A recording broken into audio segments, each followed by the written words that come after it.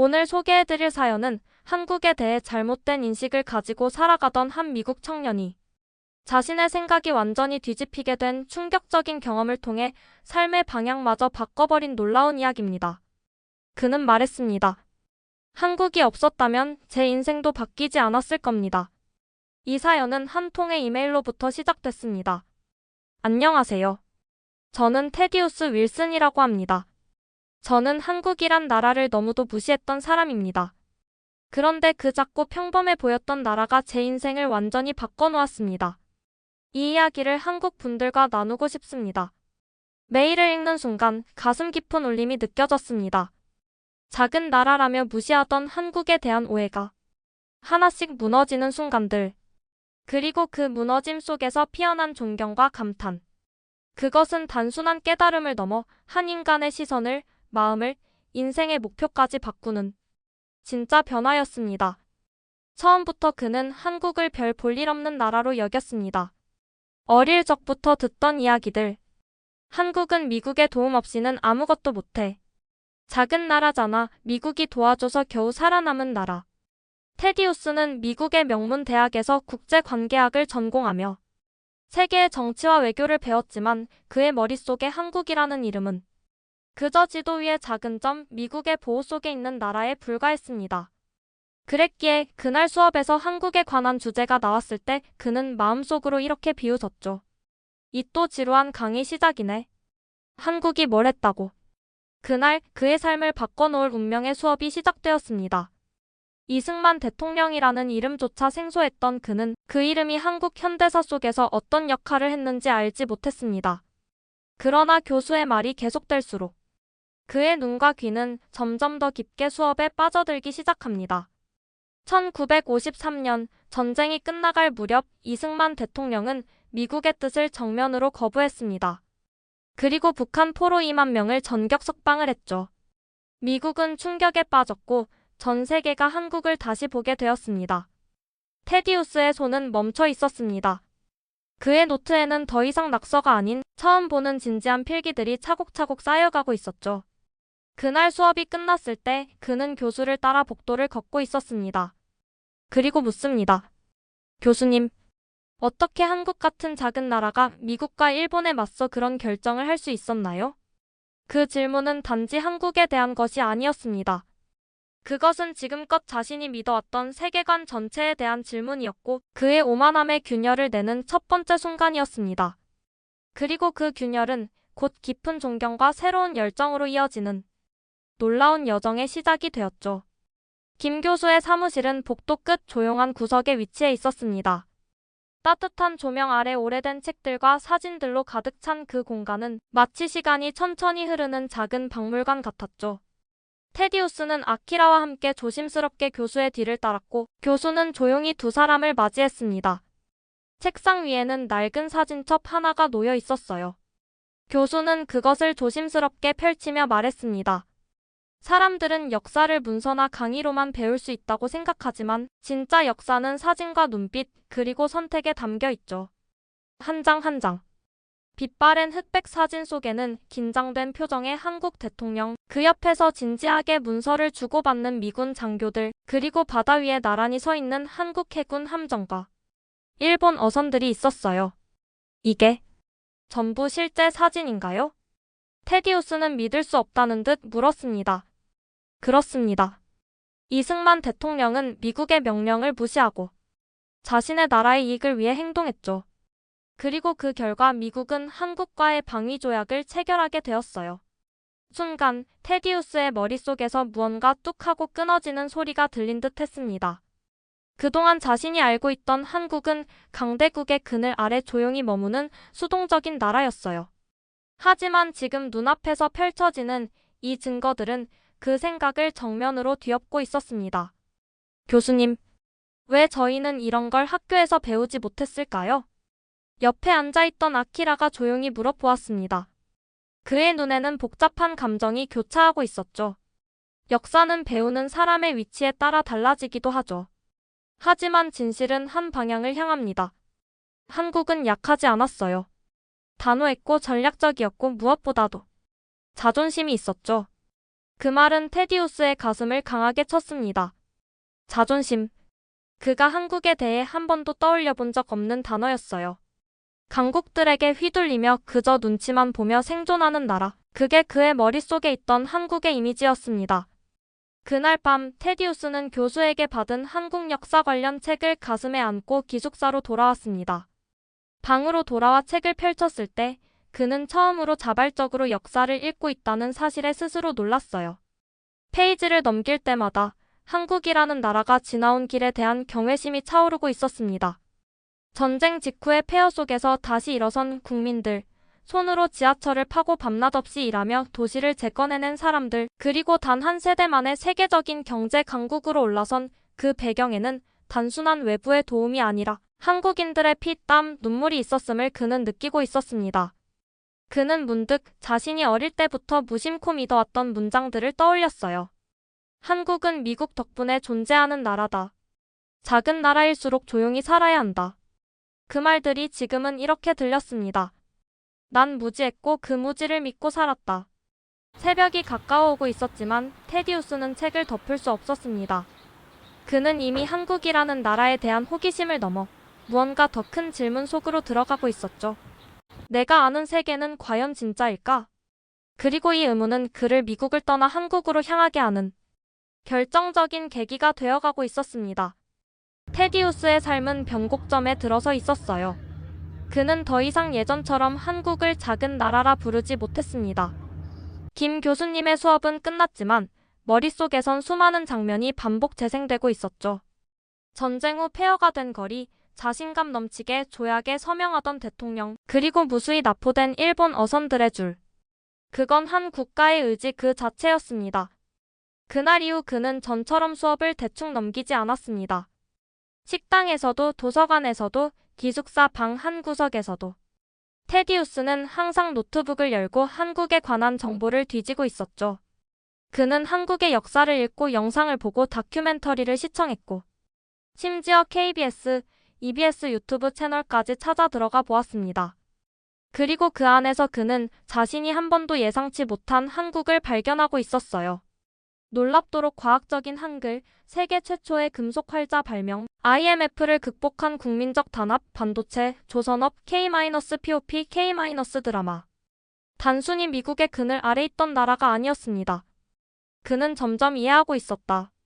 이 나라는 외부의 보호가 아니라 내부의 힘으로 일어선 나라라는 것을. 너 완전히 빠졌네. 기숙사 룸메이트가 웃으며 말했습니다. 처음엔 농담으로 들렸지만 테디우스는 오히려 고개를 끄덕였죠. 맞아. 나는 지금 한국에 푹 빠졌어. 그의 관심은 어느새 집착이 되었고 집착은 행동으로 이어졌습니다. 김 교수님과의 이메일이 시작이었습니다.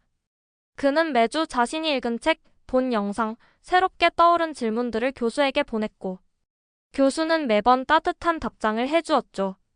그러던 어느 날 오후 교수로부터 한 통의 이메일이 도착했습니다. 제목은 단순했다. 서울대 교환학생 프로그램 안내. 그 순간 테디우스는 가슴이 철렁 내려앉았습니다. 설마 내가 한국에 직접 갈 수도 있는 걸까? 설렘과 두려움이 동시에 밀려왔죠. 그날 밤 그는 방 창가에 앉아 서울의 야경 사진들을 하나하나 넘기며 묘한 감정에 휩싸였습니다. 멀리 보이는 한강, 엔서울타워, 고궁과 고층 빌딩이 공존하는 그 도시 풍경. 그곳에 서 있는 자신의 모습을 상상해 보았습니다. 나는 그동안 이 나라를 너무 몰랐고 너무 무시했어. 그렇다면 직접 가서 제대로 보고 느껴야 하지 않을까? 생각은 행동이 되었습니다. 그는 다음날 아침 김 교수님을 찾아갔어요. 교수는 그를 반갑게 맞이하며 말했습니다. 드디어 결심했군요. 그리고 이어진 며칠간 테디우스는 자신이 지금까지 한 번도 작성해 본 적 없는 해외 교환학생 지원서를 작성하기 시작했습니다. 학업 계획서, 에세이, 자기소개서. 모든 문장을 그는 진심을 담아 썼습니다. 한국이라는 나라에 대해 저는 틀렸다는 것을 배웠습니다. 이제 직접 가서 그 진실을 보고 싶습니다. 지원서를 제출하고 돌아오는 길, 그의 발걸음은 이전과 달리 묵직했지만 흔들림은 없었습니다. 이건 여행이 아니었어요. 자신의 세계관을 깨부순 나라로, 스스로 걸어 들어가는 한 명의 청년의 선택이었습니다. 비행기 착륙 경고음이 들리고 창밖으로 끝없이 펼쳐진 도시의 불빛이 보였을 때 테디우스는 숨을 크게 들이켰어요. 서울에 도착했습니다. 기내 방송이 흐르는 그 순간 그는 자신이 진짜로 한국 땅에 발을 내딛는다는 사실이 믿기지 않았습니다. 인천국제공항. 그가 내리자마자 느낀 첫 인상은 단순했습니다. 이건 너무 깨끗하고 너무 조용한데? 사람들이 바삐 움직이지만 질서정연했고 곳곳엔 안내 로봇과 전자동 시스템, 그리고 전혀 낯설지 않은 친절함이 있었죠. 그는 짐을 찾고 공항버스를 타기 위해 밖으로 나왔을 때 미세먼지 하나 없는 하늘 아래 정돈된 교통 시스템에 또 한 번 놀랐습니다. 버스는 제 시간에 도착했고 카드 한 장만 대면 자동으로 계산이 되었으며 좌석은 넓고 깨끗했고 전광판은 친절하게 다국어로 정보를 안내하고 있었어요. 버스가 도심을 향해 달려갈수록 창밖으로 펼쳐지는 서울의 풍경은 그를 압도했습니다. 끝없이 이어지는 고층 빌딩, 도시 곳곳에 숨쉬듯 공존하는 전통과 현대의 조화, 그리고 밤하늘을 수놓은 간판들과 네온빛. 내가 생각한 작은 나라가 이 정도였다고? 그는 처음부터 현실과 상상 사이에서 충격을 받기 시작했습니다. 서울대학교 기숙사에 도착했을 땐 이미 밤이 깊었지만 관리실 직원은 유창한 영어로 그를 맞아주었고 기숙사는 최신식 시스템으로 관리되고 있었죠. 무선 인터넷, 자동 온도 조절, 키패드 출입 시스템, 모든 것이 효율적이고 세련돼 있었습니다. 다음날 아침, 테디우스는 학교 캠퍼스를 걸으며 전혀 예상하지 못했던 것을 보게 됩니다. 잔디밭에서 토론을 하는 학생들, 카페에서 한국어와 영어가 자연스럽게 섞여 나오는 대화들, 그리고 캠퍼스 곳곳에서 자유롭게 노트북을 펴고 강의를 듣는 학생들. 여기가 정말 한국이 맞아? 그는 계속해서 혼잣말을 중얼거릴 수밖에 없었습니다. 그날 저녁, 그는 기숙사 식당에서 만난 몇 명의 한국 학생들과 처음으로 대화를 나누게 되었어요. 그들은 다정했고 영어로 편하게 이야기를 이끌어 주었으며 한국에 처음 온 그를 환영하며 추천 장소와 음식, 문화에 대해 설명해 주었죠. 한식 중에 뭘 제일 좋아하세요? 한 학생이 물었고 테디우스는 멋쩍게 웃으며 대답했습니다. 사실 아직 진짜 한국 음식을 제대로 못 먹어봤어요. 그럼 이번 주말에 저희가 데리고 갈게요. 제대로 된 식당으로요. 그들의 따뜻한 말 한마디에 그는 조금 낯설었던 이국의 밤이 조금씩 일상이 되어가고 있다는 걸 느꼈습니다. 그날 밤 기숙사 창밖으로 보이는 서울의 야경을 바라보며 테디우스는 마음속으로 속삭였습니다. 나는 지금 내 인생에서 가장 중요한 여행을 시작했어. 그의 여정은 관광이 아니었다. 자신이 무시했던 나라에서 자신의 시선을, 세계관을, 그리고 인생의 목적까지 바꾸게 될 놀라운 시간이 시작된 것이었습니다. 서울에서의 일상이 점점 자리를 잡아가고 있었어요. 테디우스는 매일 아침 학교로 향하는 길목에서 길게 줄지른 커피 트럭, 포장마차, 그리고 편안한 복장으로 캠퍼스를 누비는 학생들을 보며 이 도시의 리듬에 서서히 스며들고 있었죠. 그는 기숙사 식당 대신 한국 학생들이 추천한 다양한 로컬 음식점들을 탐방하기 시작했습니다. 처음에는 젓가락질도 어색했고 김치의 매운맛에 눈물이 찔끔 나기도 했지만 이제는 순대, 김밥, 비빔밥, 심지어는 곱창까지도 능숙하게 먹을 수 있게 되었죠. 무엇보다 그를 놀라게 했던 건 음식의 다양성도 거리의 청결함도 아닌 한국인들의 속 깊은 배려였어요. 하루는 수업 후 버스를 탔는데 테디우스는 자리를 찾느라 당황하고 있었습니다. 그 순간 어떤 할머니가 그에게 다가와 손짓으로 빈자리를 가리키며 조용히 미소를 지어주었습니다. 그의 마음은 그 작은 친절 하나에 따뜻해졌다. 이건 그냥 친절한 문화가 아니라 사람 사이에 흐르는 정이야. 그는 일기장에 그렇게 끼적였습니다. 수업에서는 놀라운 경험들이 연속이었어요. 특히 토론 수업에서는 한국 학생들이 얼마나 준비가 철저하고 발언에 논리를 담아내는지에 매번 감탄했죠. 이곳 학생들은 진짜 무섭도록 똑똑해. 그는 어느 날 교수에게 자신의 생각을 털어놓았습니다. 미국에서는 종종 수업을 대충 넘기기도 했는데 여긴 매 수업이 전투 같아요. 교수는 웃으며 말했다. 한국의 교육열은 그야말로 세계 최고 수준입니다. 그 말을 증명이라도 하듯 시험 기간이 되자 도서관은 24시간 불이 꺼지지 않았고 밤새 커피를 마시며 공부하는 학생들이 곳곳에 있었죠. 테디우스 역시 그 흐름에 휩쓸려 처음으로 공부가 재밌다는 감정을 느끼기 시작했습니다.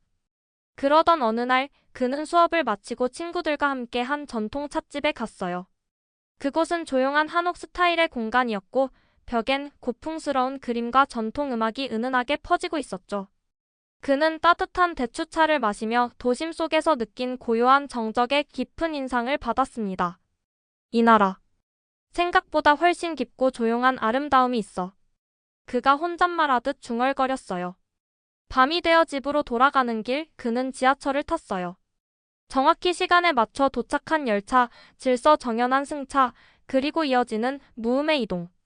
모든 것이 효율적이었고 그 사이사이 사람들의 표정에는 지친 일상 속에서도 서로를 배려하는 여유가 있었습니다. 그는 그런 풍경 속에서 미국의 대도시들과 비교해보며 또 다른 감정을 느꼈죠. 내가 미국에서 당연하다고 여겼던 불편함들 사실은 바뀔 수 있는 거였구나. 그날 밤 그는 일기장에 짧게 써내려갔어요. 나는 지금 배워야 할 나라에서 살아가고 있다. 그리고 그는 알지 못했다. 이 감탄과 존중이 곧 이어질 더 큰 혼란과 깨달음으로 이어질 거란 사실을. 그날은 봄비가 부슬부슬 내리던 화요일이었다. 테디우스는 서울 시내에 있는 전통 한정식 집으로 초대를 받았죠. 교환학생들을 위해 열리는 환영 만찬이 있었습니다. 그는 단정한 셔츠에 재킷을 걸치고 식당 문을 열었습니다. 입구에서부터 한국식 인테리어가 눈에 들어왔어요. 붉은 기와 지붕과 나무문, 고요한 조경 안에 연못 위에 떠있는 연꽃들. 그는 속으로 감탄하며 자리로 향했습니다. 한국 교수님들과 학생들, 외국인 교환학생들이 한자리에 모인 만남. 처음에는 어색했지만 곧 다양한 이야기와 웃음이 오가며 따뜻한 분위기가 퍼져나갔습니다. 테디우스는 자신 앞에 놓인 수많은 반찬들을 보며 놀랐어요. 작은 그릇마다 다른 맛과 색을 품은 음식들. 그중엔 처음 보는 것도 향만으로 겁이 나는 것도 있었습니다. 그러나 그는 용기를 내어 젓가락을 들었죠. 이건 홍어예요. 냄새는 강하지만 진짜 맛있어요. 한 한국 학생이 웃으며 건넸고 테디우스는 망설이다 한 입 베어 물었습니다. 그 순간 이질적인 향과 맛이 혀를 덮치며 입안 전체가 혼란에 빠졌어요. 참을 수 없는 쓴맛, 삭힌 향, 그리고 쿰쿰한 질감. 그는 표정을 감추려 했지만 얼굴이 일그러졌습니다. 괜찮아요? 교수님이 물었고 그는 억지로 웃었다. 아, 조금 낯설긴 한데 특별한 경험이에요. 분위기는 여전히 따뜻했지만 그의 마음속에는 조금씩 균열이 생기고 있었어요. 식사 후 한 한국 학생이 자연스럽게 말했습니다. 한국 사람들은 이렇게 여러 가지 반찬을 나누며 먹는 걸 당연하게 생각하죠. 외국인들은 좀 불편하다고 하던데요. 그 말에 테디우스는 자신도 모르게 상처를 받았어요. 외국인이라는 말이 그 순간엔 벽처럼 느껴졌죠. 분명 환영받고 있다고 생각했는데 그는 이 사회의 진짜 일원이 아니라 그저 잠깐 스쳐가는 손님일지도 모른다는 생각이 들었습니다. 기숙사로 돌아오는 길, 우산 아래로 내리는 빗소리보다도 마음속에서 떨어지는 의문이 더 크게 들렸어요. 나는 정말 이 나라에 어울리는 걸까? 혹시 내가 겉돌고 있었던 건 아닐까? 그는 처음으로 한국에 오길 잘한 걸까? 라는 질문을 진지하게 하기 시작했습니다. 며칠 후, 그는 혼자 동네 식당에 들어가 늦은 점심을 먹고 있었어요. 입구에서 신발을 벗고 앉은 자리엔 기본 반찬이 정갈하게 놓여 있었죠. 그런데 그 순간 그는 자신도 모르게 앞 테이블에 반찬 하나를 집어 먹으려다 멈칫했습니다. 아, 이건 나눠 먹는 거였지. 그는 속으로 웃으며 젓가락을 내려놓았습니다. 그리고 알았죠. 자신이 이미 한국의 문화를 불편함이 아니라 배움으로 받아들이고 있었음을. 그날 저녁, 그는 김 교수님께 메일을 보냈습니다. 교수님, 저는 가끔 이 사회 안에 끼어들 수 없는 것 같다고 느낍니다. 하지만 그 안에서도 저는 계속 배우고 있습니다. 처음엔 그저 감탄만 했지만 이제는 이해하고 싶어졌어요. 그는 비로소 깨닫고 있었다. 한국이 그에게 주는 가장 깊은 배움은 환영보다는 자각이라는 것을. 이 나라는 친절했지만 그 친절 너머엔 오랜 역사와 문화가 있었고 그걸 진짜로 이해하려면 한 번쯤 벽에 부딪히는 것도 필요했다. 그의 여정은 점점 더 깊어지고 있었습니다. 그리고 그는 그 깊이 속으로 천천히 그러나 확실히 스며들고 있었죠. 초여름의 햇살이 서울 거리를 부드럽게 감싸던 어느 날, 테디우스는 한국 친구들과 함께 유명한 삼겹살 식당에 갔습니다. 두꺼운 고기와 지글지글 구워지는 소리, 무제한 제공되는 반찬들, 그리고 함께 고기를 구워주는 문화. 그 모든 것이 그에겐 아직도 낯설지만 따뜻한 풍경이었죠. 식사는 즐겁게 흘러갔고 그는 이제 익숙하게 상추에 고기와 마늘, 쌈장을 올리고 김치를 곁들이는 자신을 보며 작게 웃었습니다. 하지만 문제는 그날 밤에 터졌죠. 양치를 하던 중 갑자기 이 안에서 묘한 통증이 느껴졌고 어디선가 깨지는 듯한 딱 소리가 들렸습니다. 그는 거울을 들여다보며 경악했어요. 몇 년 전 미국에서 받은 레진 충전이 떨어져 나간 것이었죠. 노출된 신경 때문에 고통은 빠르게 심해졌고 그는 당황한 채 기숙사 바닥에 앉아 숨을 헐떡였습니다. 병원을 가야 해 하지만 문제는 지금이 한국이라는 점이었습니다. 어디로 가야 하지? 언어는 괜찮을까? 진료비는? 예약은? 미국 같았으면 일주일은 예약 기다려야 했고 진료비는 카드 명세서에서 3번은 확인하게 될 금액이었을 것이죠. 망설이던 그에게 도움을 준 건 바로 그날 식사했던 한국 친구 중 한 명이었어요. 그는 곧장 테디우스를 데리고 근처 치과로 향했습니다. 지금 당장 갈 수 있어? 테디우스는 믿을 수 없다는 듯 물었다. 응, 그냥 가면 돼. 예약 없어도 돼. 친구는 웃으며 대답했어요. 치과 대기실은 조용했고 모든 시스템은 전자화되어 있었죠. 그는 영어로 작성된 간단한 문서에 사인한 뒤 10분도 안 되어 진료실로 들어갔습니다. 치과 의사는 유창한 영어로 진단을 설명했고 정확하게 어떤 문제가 있는지 실시간 영상으로 보여주며 안내했습니다. 지금 치료하면 금방 해결돼요. 의사의 말에 테디우스는 어안이 벙벙했죠. 진료는 빠르고 정확했어요. 통증은 순식간에 사라졌고 마취가 풀릴 때쯤 그는 계산대 앞에 서 있었습니다. 총 진료비는요 35,000원입니다. 직원이 미소 지으며 말했어요. 달러로 하면 얼마죠? 한 25달러 정도요. 그 순간 테디우스는 입을 다물지 못했다. 미국에서라면 최소 300달러, 대기시간은 며칠, 그리고 불친절한 설명에 불투명한 청구서까지. 그는 갑자기 한국의 의료 시스템이 단순히 좋다는 수준이 아니라 세계 최상급이라는 사실을 실감했다. 병원을 나오는 길. 하늘은 맑았고 바람은 부드러웠어요. 그는 약국에서 받은 진통제를 손에 쥔 채 가만히 하늘을 올려다봤습니다. 한국은 정말 다른 나라구나. 그는 속으로 되뇌었죠. 그날 밤. 기숙사 방으로 돌아온 그는 자신의 노트북을 열고 한국 의료 시스템에 대한 보고서를 쓰기 시작했습니다. 수치 비교 자료, 실제 체험담, 그리고 마지막 문장은 이렇게 끝맺었다. 이 나라의 진짜 강점은 기술도 경제도 아닌 사람을 먼저 생각하는 문화에 있다. 그의 마음속에 다시금 불이 붙고 있었습니다.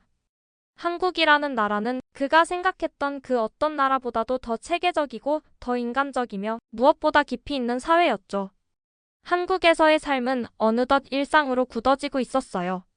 테디우스는 지하철 노선을 외우고 편의점에서 익숙하게 결제를 하고 심지어 간단한 한국어로 식사 주문도 할 수 있게 되었죠. 하루하루는 바쁘지만 생동감이 있었습니다. 수업, 친구들과의 토론, 캠퍼스 산책, 그리고 주말마다 떠나는 소소한 여행들. 그는 서울이라는 도시에 스며들고 있었고 어느 순간부터 자신을 외국인이라 느끼지 않게 되었죠. 하지만 그렇게 익숙해질수록 보이지 않던 벽이 서서히 드러나기 시작했어요. 하루는 도서관에서 조용히 공부하고 있던 중이었어요.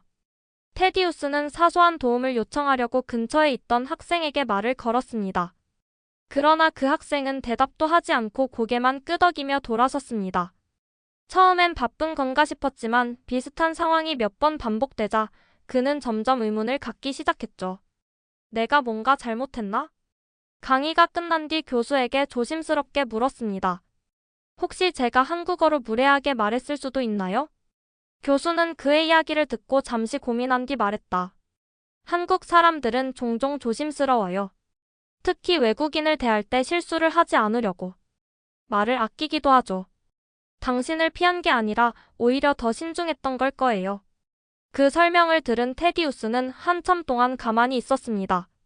그동안 자신이 느꼈던 거리감이 무관심이 아니라 배려의 방식이었을 수도 있다는 생각에 그의 마음이 조금씩 풀어지기 시작했죠. 며칠 뒤 그는 우연히 호스트 가족의 집에서 작은 생일 파티에 초대받았습니다.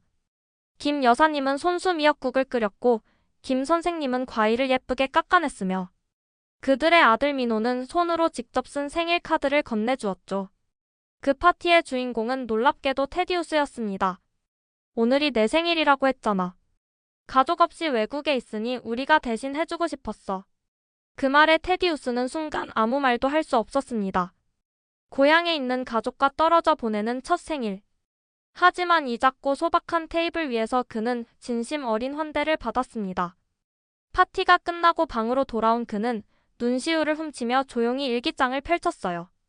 나는 지금 진짜 의미의 가족이 무엇인지 배우고 있다.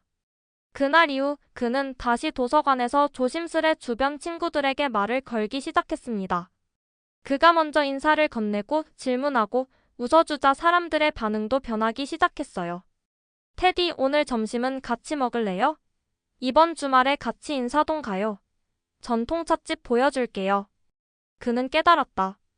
이 나라 사람들은 소란스럽지 않지만 마음을 열면 누구보다도 깊고 따뜻한 교류를 나눌 줄 안다는 것을.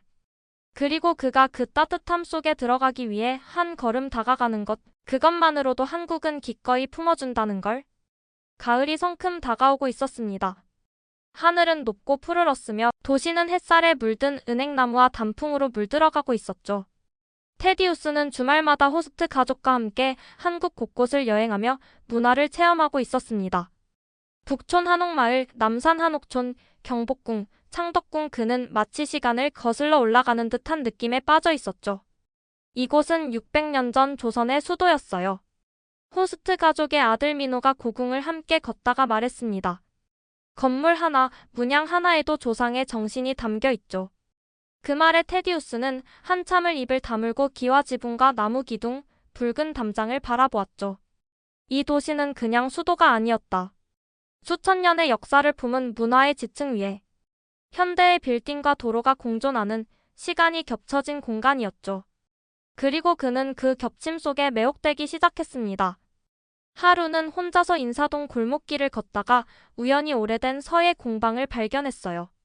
문 안으로 들어서자 묵향이 가득했고 한 노인이 조용히 화선지에 붓을 놀리고 있었죠. 외국인이에요?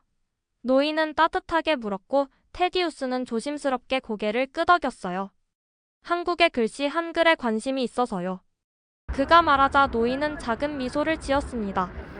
한글은 그냥 문자가 아닙니다. 그건 세종대왕의 사랑이자 백성의 자유였어요. 그 말은 테디우스의 가슴에 깊이 박혔죠. 그날 이후 그는 한글 서예 수업에 등록했습니다. 붓을 들고 한 글자 한 글자 써내려갈 때마다 그는 마치 한국의 정신을 손끝으로 느끼는 듯 했죠. 사람의 입모양과 발음을 따라 만든 문자. 백성을 가르치기 위해 만든 혁신적 시스템. 그것은 그가 배운 그 어떤 문명보다도 인본적이고 따뜻했습니다. 그리고 마침내 그는 엔서울타워 꼭대기에 올랐어요. 밤하늘 아래 펼쳐진 서울의 야경은 그에게 또 한 번 말문을 막히게 했어요. 수천 개의 빛이 강처럼 흘렀고 그 가운데로 유유히 흐르는 한강이 도시를 조용히 가르고 있었죠. 그는 카메라를 꺼내지 않았습니다. 이건 기록이 아니라 기억으로 남기고 싶었죠. 그는 속으로 중얼거렸습니다. 이 나라는 살아있다. 과거와 현재가 동시에 숨쉬는 곳이다. 한국. 그저 지도 위의 작은 점이라 생각했던 그곳은 이제 그의 마음속에서 가장 깊고 넓은 나라가 되어가고 있었죠. 그리고 그는 아직도 몰랐어요. 자신의 이 모든 감동이 곧 인생을 바꾸는 결정적인 계기로 이어질 거라는 것을. 테디우스는 어느 날 평소처럼 기숙사 앞 벤치에 앉아 김치 삼각김밥을 하나 까먹고 있었어요. 노트북 화면엔 글로벌 외교 정책과 국제관계 강의 리포트가 띄워져 있었고 그는 무의식 중에 키보드를 치다 손을 멈췄습니다. 나는 왜 이걸 공부하고 있지? 문득 든 질문이었다. 한국에 온 이후 그의 시선은 이론적 국제관계보다 현장에서 직접 느낀 사람 간의 관계에 더 많이 쏠려 있었어요.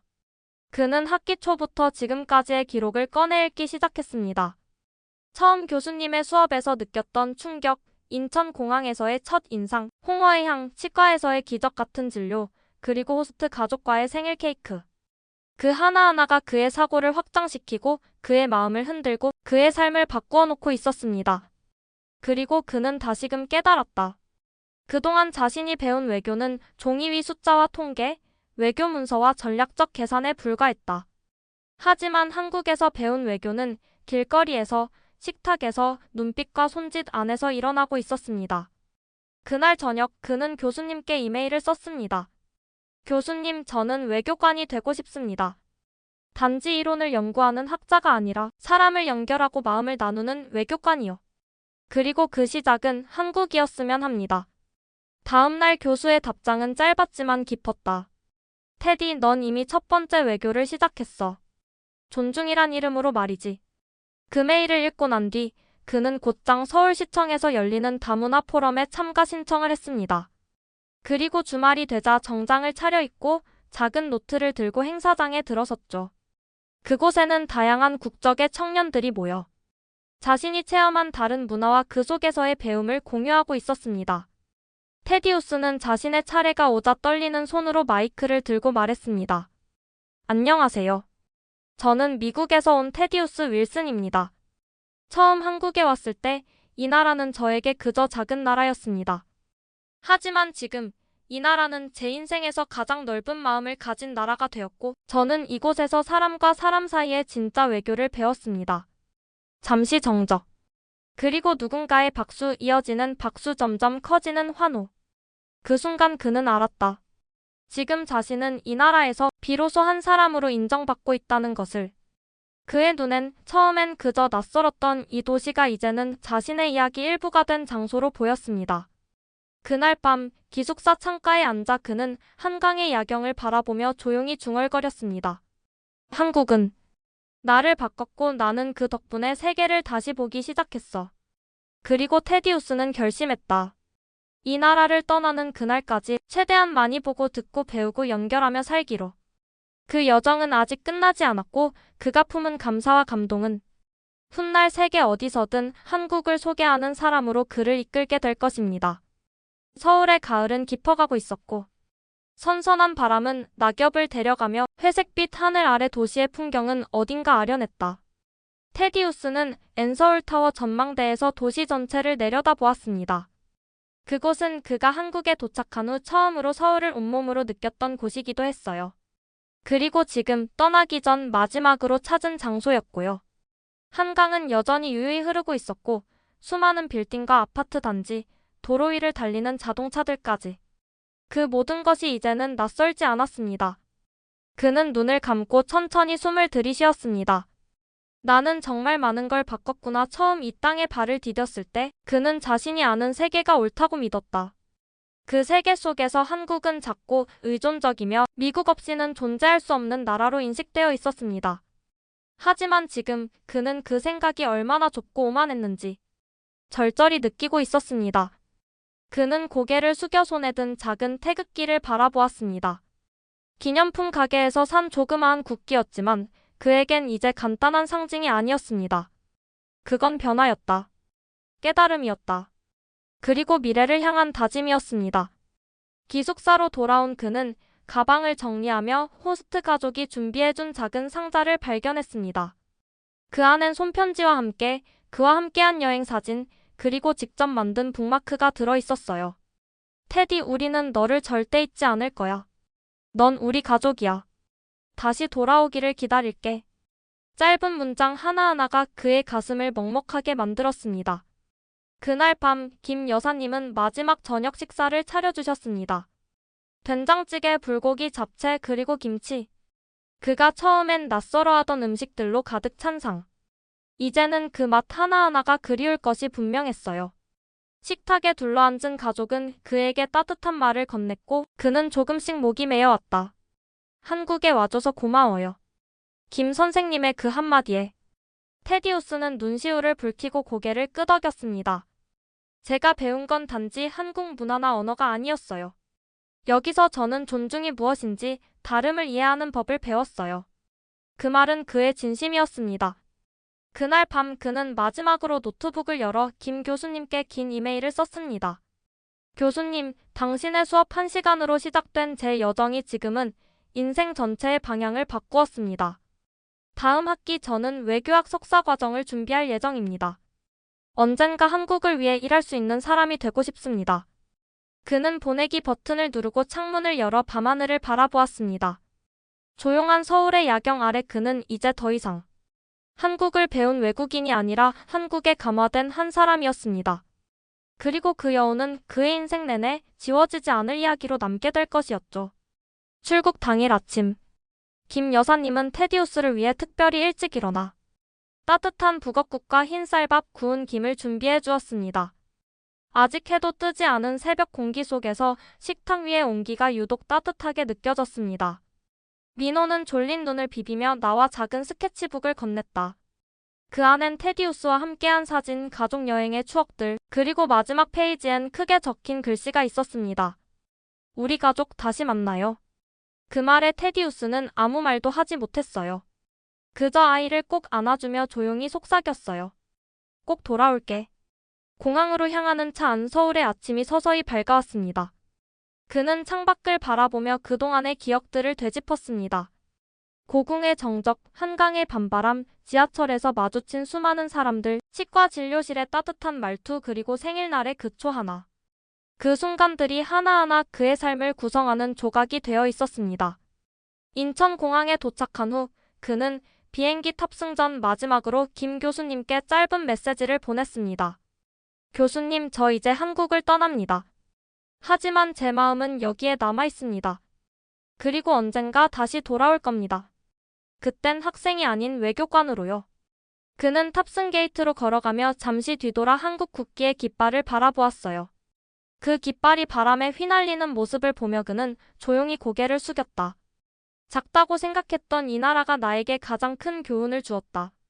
비행기가 활주로를 달리기 시작할 때 그는 창밖으로 멀어지는 서울을 바라보았습니다.